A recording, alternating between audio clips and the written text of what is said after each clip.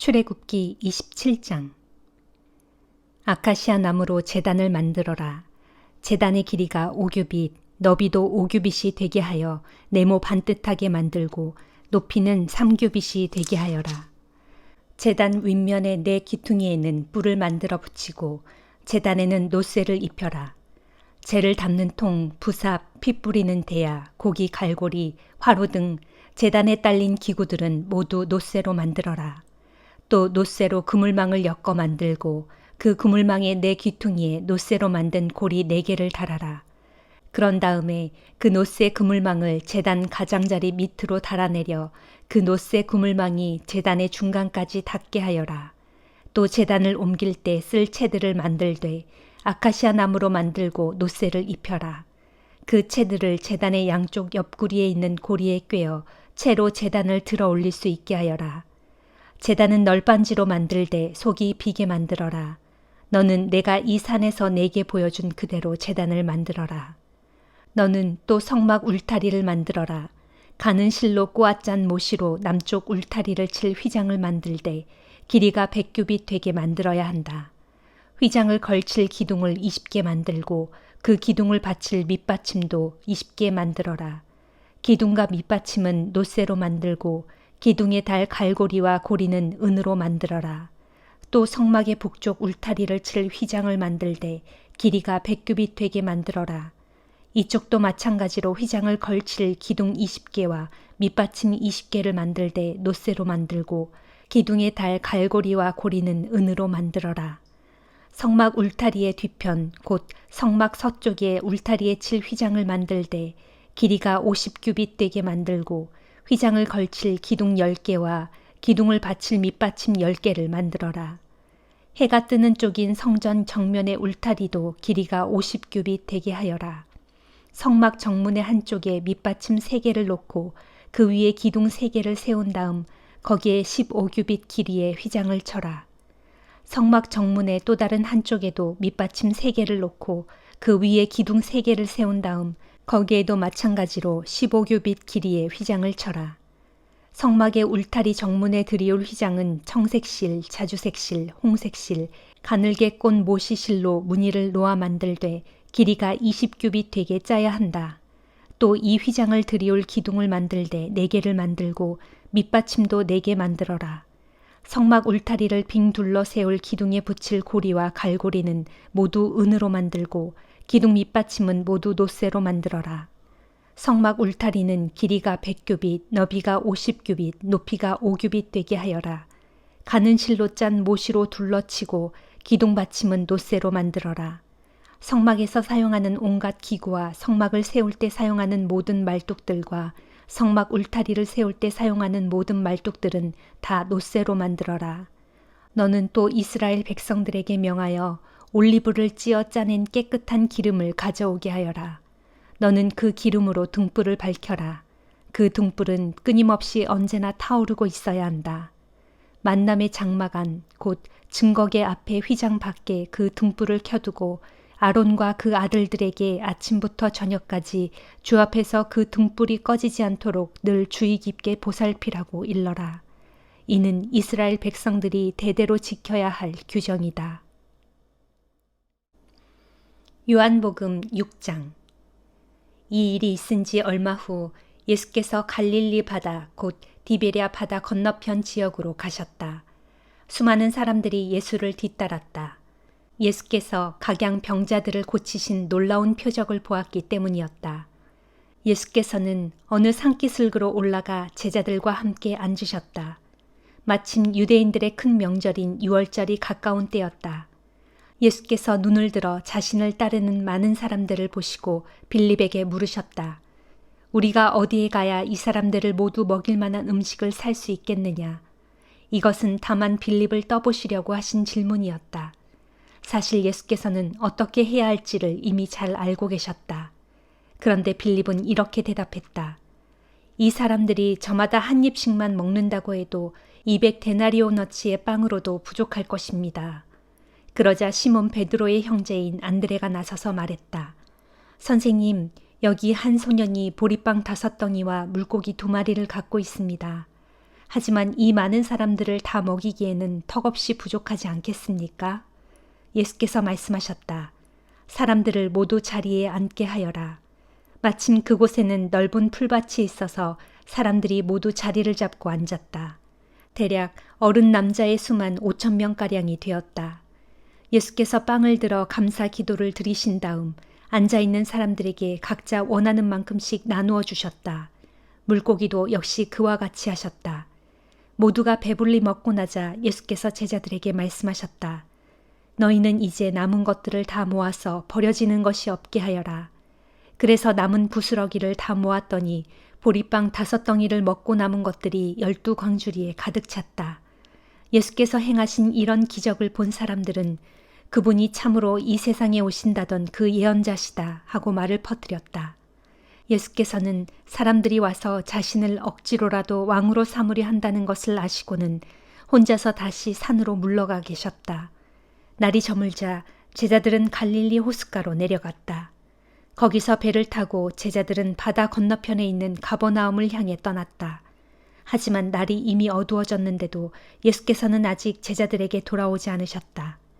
갈릴리 바다를 건너는데 갑자기 강풍이 휘몰아치면서 물결이 사나워졌다.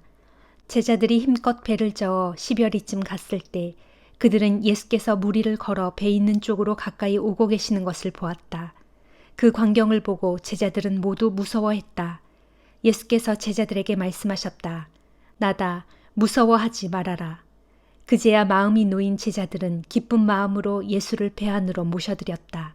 어느새 배는 그들이 가려던 지역에 다다랐다. 다음 날 갈릴리 바다 건너편에 남아있던 사람들은 바닷가에 배가 한 척밖에 없었고 예수께서는 제자들과 함께 배를 타지 않았으며 제자들만 그 배를 타고 떠났다는 것을 알고 있었다. 그런데 디베리아로부터 온 작은 배 몇 척이 주께서 감사기도를 드리신 후 사람들에게 빵을 먹이시던 곳 가까이에 닿았다. 사람들은 그 배에도 예수와 제자들이 없는 것을 알고는 예수를 찾으러 배를 타고 가버나움으로 왔다. 사람들은 호수를 건너와 예수를 찾게 되자 선생님 언제 이리로 오셨습니까? 하고 물었다. 예수께서 말씀하셨다. 내가 진정으로 여러분들에게 말하겠습니다. 여러분이 나를 찾는 것은 여러분이 기적의 표징을 보았기 때문이 아니라 내가 여러분을 배불리 먹여주었기 때문입니다. 썩어 없어질 양식을 얻기 위해 애쓰지 말고 영원토록 남아있을 양식을 얻기 위해 애쓰십시오. 인자가 그 영원한 양식을 여러분에게 제공해 줄 것입니다. 하나님 아버지께서는 인자가 이런 일을 하도록 승인해 주셨습니다. 그러자 사람들이 예수께 물었다. 우리가 어떻게 해야 하나님께서 원하시는 일을 할 수 있습니까? 예수께서 대답하셨다. 하나님께서 보내신 일을 믿으십시오. 그것이 곧 하나님의 일을 하는 것입니다. 사람들이 다시 물었다. 그렇다면 우리가 보고 믿을 수 있도록 어떤 기적을 우리에게 보여주시겠습니까? 우리를 위해 무엇을 행하시겠습니까? 우리 조상들은 광야에서 만나를 먹었습니다. 성경에 기록되어 있기를 그분은 하늘에서 양식을 내려 그들로 먹게 하셨다 하지 않았습니까? 그러자 예수께서 그들에게 말씀하셨다. 내가 진정으로 여러분에게 밝히 말하겠습니다. 여러분에게 하늘에서 빵을 내려주었던 이는 모세가 아닙니다. 여러분에게 하늘에서 참된 빵을 내려주시는 분은 나의 아버지십니다. 하나님께서 주시는 빵은 하늘에서 내려온 이가 세상에 참 생명을 주는 바로 그것입니다. 사람들이 예수께 말했다. 선생님, 이제부터 그 빵을 우리에게 주십시오. 예수께서 말씀하셨다. 내가 곧 생명의 빵입니다. 내게 오는 사람은 결코 굶주리지 않을 것이고 나를 믿는 사람은 결코 목마르지 않을 것입니다. 그러나 내가 여러분에게 이미 말했듯이 여러분은 나를 보고도 나를 믿지 않습니다. 아버지께서 내게 주신 자들은 모두 나에게 올 것이고 또 나는 나에게 오는 자는 누구도 마다하지 않을 것입니다. 내가 하늘에서 내려온 것은 내 뜻을 이루기 위해서가 아니라 오직 나를 보내신 분의 뜻을 이루기 위해서입니다. 내게 주신 자들을 단 한 명도 잃어버리지 않고 마지막 날에 모두 다시 살리는 것이 나를 보내신 분의 뜻입니다. 나를 보내신 내 아버지의 뜻은 이것입니다. 곧 아들을 보고 그를 믿는 자들은 누구든지 영원한 생명을 얻게 하고 또 마지막 날에 그들을 일으켜 모두 살리는 것입니다. 유대인들은 예수께서 자신을 가리켜 내가 하늘에서 내려온 빵이다 하고 말씀하신 것에 대해서 분개하며 떠들어댔다. 아니, 저 사람은 요셉의 아들 예수가 아닌가? 우리가 그의 부모를 뻔히 알고 있는데 자기가 하늘에서 내려왔다니 도대체 그게 무슨 소린가? 예수께서 그들에게 말씀하셨다. 내가 한 말에 트집을 잡지 마시오. 나를 보내신 아버지께서 내게로 이끌어 주시지 않으면 아무도 내게로 올 수 없소. 나는 내게로 오는 사람들을 마지막 날에 모두 다시 살릴 것이요. 예언서에 기록되어 있기를 그들이 모두 하나님께 가르침을 받게 될 것이다 하였소. 아버지의 말씀을 듣고 그분께 진리를 배운 사람들은 모두 내게로 올 것이요. 아버지께로부터 온 일을 제외하고는 누구도 아버지를 본 적이 없소. 오직 그만이 아버지를 보았소. 내가 진정으로 당신들에게 밝히 말하겠소. 누구든지 나를 믿는 사람에게는 영원한 생명이 있소. 내가 바로 생명의 빵이기 때문이요. 당신들의 조상들은 광야에서 하늘에서 내려주는 빵을 먹었으나 결국에는 다 죽었소. 그러나 여기 하늘에서 내려온 참 빵이 있으니 이 빵을 먹는 사람은 결코 죽지 않소. 바로 내가 하늘에서 내려온 생명의 빵이요. 그러므로 이 빵을 먹는 사람은 죽지 않고 영원히 살 것이요. 내가 줄 이 빵은 곧 세상을 구원하기 위하여 주는 내 살이요. 그러자 유대인들은 자기들끼리 서로 논란을 벌였다. 이 사람이 무슨 수로 자기 살을 우리에게 먹으라고 주겠다고 하는 것인가? 예수께서 그들에게 말씀하셨다. 내가 진정으로 당신들에게 밝히 말하겠소.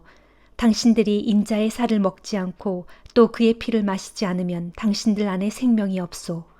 내 살을 먹고 또 내 피를 마시는 사람은 누구든지 영원한 생명을 얻을 것이고 내가 그를 마지막 날에 다시 살릴 것이요. 내 살은 참된 양식이며 내 피는 참된 음료이기 때문이요. 누구든지 내 살을 먹고 또 내 피를 마시는 사람은 모두 내 안에 있고 나도 그 안에 있소. 살아계시는 아버지께서 나를 보내셨고 또 내가 아버지로 인해 사는 것과 같이 나를 먹는 사람도 나로 인해 살 것이요. 나는 하늘에서 내려온 참빵이요. 당신들의 조상들은 만나를 먹고도 죽었지만 이 참빵을 먹는 사람은 아무도 죽지 않고 누구나 영원히 살 것이요. 예수께서 이 가르침을 베푸신 곳은 가버나움 회당이었다. 예수의 이 말씀을 듣고 제자들 중에서도 알아듣지 못하여 선생님께서 정말 이해하기 어려운 말씀을 하시는구나. 누가 그분의 말뜻을 제대로 알아들을 수 있단 말인가 하고 말했다.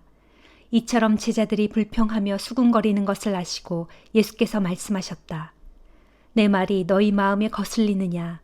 만일 인자가 전에 있던 곳으로 올라가는 것을 보게 된다면 너희는 어떻게 하겠느냐? 생명을 주는 것은 영이다. 육신은 아무것도 줄 수 없다. 지금 내가 너희에게 가르친 이 말은 영이요 생명이다. 그런데 너희 가운데 나를 믿지 않는 자들이 있다. 예수께서는 처음부터 제자들 중 누가 믿지 않는지 또 누가 자신을 배반할 것인지 다 알고 계셨다. 예수께서 이어 말씀하셨다. 그렇기 때문에 나는 아버지께서 내게로 이끌어 주시지 않으면 아무도 내게로 올 수 없다라고 말한 것이다. 이 말씀을 듣고 난 뒤 예수를 따르던 제자들 가운데 많은 이들이 예수를 떠나갔다. 예수께서 12 제자에게 물으셨다. 너희도 내 곁을 떠나려 하느냐? 시몬 베드로가 대답했다. 아닙니다, 주님. 우리가 누구에게로 가겠습니까? 영생의 말씀이 주님께 있는데 저희가 어디를 가겠습니까? 우리는 주님이 하나님의 거룩하신 아들이심을 믿고 또 압니다. 그러자 예수께서 말씀하셨다. 내가 너희 12를 선택했지만 너희 중에 한 명은 마귀다. 이것은 예수의 12 제자 가운데 하나이면서도 훗날 예수를 배반한 가룟 사람 시몬의 아들 유다를 두고 하신 말씀이었다. 잠언 3장. 내 아들아, 부디 내 가르침을 잊지 말고 내 명령을 내 마음속에 깊이 새겨라. 그러면 너는 오래 살고 나날이 번영을 누리면서 살아갈 수 있을 것이다. 너는 사랑과 성실을 결코 저버리지 말고 목걸이처럼 항상 두르고 다녀라. 그것을 내 마음판에 깊이 새겨두어라. 그리하면 내가 하나님과 사람 앞에서 은혜를 입고 소중히 여김을 받을 것이다. 너는 온 마음을 다하여 오직 주를 신뢰하고 내 지식을 의지하지 말아라. 무슨 일을 하든지 너는 주님을 인정하여라. 그리하면 주께서 너를 인도하셔서 내게 바른 길을 알려주실 것이다. 내 스스로 지혜롭다고 여기지 말고 오직 주를 경외하는 가운데 모든 악을 멀리하여라. 이것이 내 몸에 좋은 약이 되어 내 뼈를 튼튼하게 하는 길이다. 너는 내가 가진 재산으로 내가 거둔 첫 열매로 힘써 주님을 공경하여라. 그리하면 내 곡식 창고가 가득 찰 것이고 내 술틀에는 새 포도주가 철철 넘쳐날 것이다. 내 아들아, 너는 주님의 훈계를 가볍게 여기지 말고 그분의 책망을 싫어해서도 안 된다. 아버지가 자기의 귀엽고 사랑스러운 자식을 꾸짖는 것 같이 주께서도 자기가 사랑하고 아끼는 사람을 꾸짖고 벌주신다. 진실로 지혜를 찾는 사람은 복이 있고 깨달음을 얻는 사람은 복을 받는다. 지혜가 은보다 더 유익하고 황금보다 더 가치가 있기 때문이다. 정령 지혜는 보석보다 더 값진 것이니 내가 갖고 싶어하는 그 어떤 것들도 감히 지혜에는 견줄 수가 없다. 지혜는 그 오른손에 건강과 장수를 쥐고 있고 그 왼손에는 부귀와 영화를 쥐고 있다. 지혜의 길은 기쁨의 길이요 그 모든 길에는 평화가 넘쳐난다. 그러므로 지혜는 그것을 얻는 사람에게 생명나무니 진실로 지혜를 붙들어 취하는 사람은 복이 있다. 주께서는 지혜로 땅의 기초를 세우셨고 통찰력으로 하늘을 펼치셨으며 지식으로 깊은 물을 갈라지게 하셨고 구름에서 이슬이 내리게 하셨다. 내 아들아, 온전한 지혜와 건전한 분별력을 잘 간직하고 지켜 그것들이 내 눈앞에서 떠나가지 않게 하여라. 그것들이 내게 생명이 되고 내 목에 우아한 장식물이 될 것이니 그러면 내가 항상 너의 길을 안전하게 걸어갈 것이고 너의 발이 덫에 걸려 넘어지는 일이 없을 것이다. 또 잠자리에 들 때에도 너는 전혀 두렵지 않을 것이고 아주 달콤한 잠을 취하게 될 것이다. 너는 갑작스런 재앙이 내게 닥쳐올지라도 두려워하지 말고 악인들에게 멸망이 덮치는 것을 보더라도 조금도 겁먹지 말아라. 오직 주님이야말로 내가 의지할 분이시니 주께서는 내 발이 덫에 걸려 넘어지지 않도록 안전하게 지켜주실 것이다. 너의 손에 선을 베풀 힘이 있거든 조금도 머뭇거리지 말고 도움이 필요한 사람에게 기꺼이 선을 행하도록 하여라. 내가 도울 수 있는 힘이 있는데도 내 이웃에게 말하기를 갔다가 나중에 다시 오게나 내가 내일 주겠네 하지 말아라. 또 너는 너를 의지하고 사는 이웃에게 해를 끼칠 생각을 품어서는 안 된다. 그리고 내게 아무런 해도 끼치지 않는 사람과는 까닭 없이 다투거나 괜히 시비를 걸지 말아라. 또 폭력을 쉽사리 휘두르는 자들을 부러워하지 말고 그런 자들의 행동은 그 어떤 것이든 조금도 본받지 말아라. 주께서는 악한 자들의 못된 행위를 아주 싫어하시고 올바른 길을 걷는 정직한 자와 가까이 하시기를 기뻐하신다. 악인의 집에는 언제나 주의 저주가 있지만 의로운 자의 집에는 항상 주의 복이 함께 있다. 주께서는 스스로 잘난 체하며 남을 비웃는 자들을 비웃으시고 스스로 낮추는 겸손한 사람에게는 한량없는 은혜를 베풀어 주신다. 지혜로운 사람은 영광을 유산으로 물려받지만 어리석은 사람은 결국 수치만을 얻을 뿐이다. 갈라디아서 2장. 그로부터 14년 후 나는 바나바와 함께 디도를 데리고 다시 예루살렘으로 올라갔습니다. 그때 내가 예루살렘에 올라간 것은 하나님의 계시에 따른 것으로 거기서 나는 내가 이방 사람들에게 전파하고 있는 복음의 내용을 그들에게 설명해 주었습니다. 그리고 그곳 지도자로 여겨지는 사람들에게는 개인적으로 따로 시간을 내어 설명했습니다. 그렇게 한 까닭은 내가 지금 복음의 다름질을 하고 있는 것이나 그동안 애써 복음의 다름질을 한 것이 조금 더 헛되지 않게 하기 위함이었습니다. 나와 함께 지낸 디도는 헬라 사람인데도 나는 그에게 할례를 받도록 강요하지 않았습니다. 내가 그렇게 한 이유는 교회 안으로 몰래 들어온 거짓 형제들 때문이었습니다. 그들은 우리를 율법의 종으로 삼고자 그리스도 예수 안에서 우리가 누리고 있는 자유를 엿보려고 우리 가운데 몰래 파고 들어온 사람들입니다. 하지만 우리는 그런 가짜 신자들에게 잠시도 틈을 주지 않았습니다. 그것은 복음의 진리가 여러분을 떠나는 일이 있어서는 안 되기 때문입니다. 하나님께서는 겉모양으로 사람을 판단하지 않으시기에 사실 나에게는 신분이 조금도 중요하지 않습니다만 예루살렘의 유명한 사람들로 말하자면 그들은 내가 전하는 복음의 말씀에 한마디도 보태지 않았습니다. 도리어 그들은 베드로가 할례받은 유대인들에게 복음을 전할 임무를 맡았듯이 나에게는 할례받지 않은 이방인들에게 복음을 전할 임무가 주어졌다는 것을 알게 되었습니다. 또한 그들은 할례받은 유대인들에게 복음을 전하도록 베드로에게 사도의 직분을 맡기신 하나님께서 나에게는 할례받지 않은 이방인들에게 복음을 전하도록 사도의 직분을 맡기신 사실을 분명히 깨닫게 되었습니다. 그래서 교회의 기둥 같은 존재로 인정받고 있는 야고보와 베드로와 요한은 하나님께서 내게 주신 은혜를 인정하면서 나에게 오른손을 내밀어 교제의 악수를 청했습니다. 그리하여 우리는 주로 할례받지 않은 이방인들에게로 가서 복음을 전하고 그들은 주로 할례받은 유대인들에게로 가서 복음을 전하기로 했습니다. 다만 그들이 우리에게 요청한 것은 가난한 형제들을 언제나 잊지 말고 도와주라는 것이었는데 사실 그런 일이라면 이전부터 내가 마음을 다해 힘써 해오던 일이었습니다. 그런데 언젠가 베드로가 안디옥에 왔을 때 나는 그를 책망한 적이 있었습니다. 그것은 베드로가 명백히 잘못을 저질렀기 때문입니다. 그때 베드로는 야고보가 보낸 몇몇 사람들이 오기 전까지만 해도 할례받지 않은 이방인 형제들과 어울려 즐겁게 식사를 하고 있었습니다. 하지만 그들이 오자 베드로는 갑자기 태도를 바꿔 이방인 형제들과 식사를 하지 않고 자리에서 일어나 나갔습니다. 베드로는 할례받은 유대인들을 의식하여 그들을 두려워했던 것입니다. 베드로가 그렇게 행동하자 그를 보고 나머지 다른 유대인들도 베드로처럼 위선적으로 행동했고 마침내는 바나바조차 위선에 휩쓸리고 말았습니다.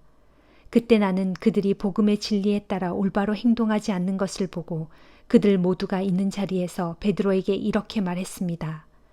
당신은 원래 유대인인데도 다른 유대인들과는 달리 율법에 구애받지 않고 이방인들처럼 살아왔소. 그런데 이제 와서 이방인들에게 유대인처럼 살라고 강요할 수가 있는 겁니까? 본래 우리는 유대인으로 태어났고 이른바 이방 죄인들이 아닙니다. 하지만 우리는 율법을 잘 지킨다고 의롭다 인정받는 것이 아니라 예수 그리스도를 믿어야만 비로소 의롭다 인정받는다는 사실을 알고 있습니다.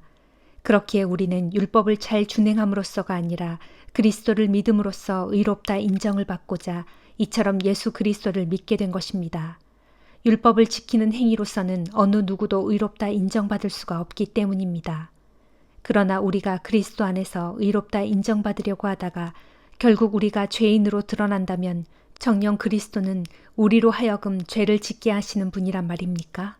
절대로 그렇지 않습니다. 만일 내가 헐어버린 율법을 다시 세운다면 나는 나 스스로를 율법 파괴자로 입증하는 셈입니다. 율법에 관한 한 나는 율법으로 말미암아 죽은 사람입니다. 그렇게 된 것은 내가 하나님께 대해서는 살기 위함입니다. 나는 그리스도와 함께 십자가에 못 박혔습니다. 그러므로 이제는 더 이상 내가 사는 것이 아니라 내 안에 계시는 그리스도께서 사시는 것입니다. 내가 지금 육신을 갖고 살고 있는 것은 오직 나를 사랑하셔서 나를 위해 자기 몸을 내어주신 하나님의 아들 그리스도를 믿는 믿음으로 살고 있는 것입니다. 나는 하나님의 은혜를 헛되게 하지 않습니다. 만일 우리가 의롭다 인정받는 것이 율법으로 말미암는 것이라면 정녕 그리스도의 십자가 죽음은 헛된 일이 되고 말았을 것입니다. 아멘.